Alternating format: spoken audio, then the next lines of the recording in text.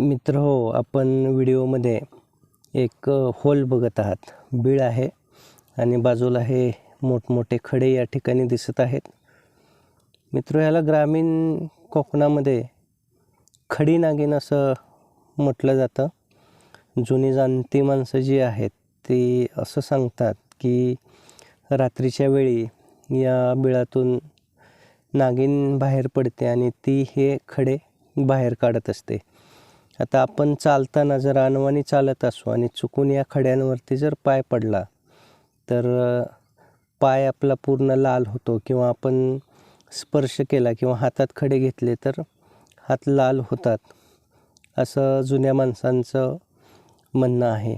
आता नेमका काय प्रकार आहे हे मलाही माहीत नाही, परंतु जर कोणी जाणकार असतील तर जाणकारांनी अवश्य आपलं याबद्दलचं काय अनुभव आहे किंवा काय मत आहे ते व्हिडिओच्या कमेंट बॉक्समध्ये सांगावं. धन्यवाद.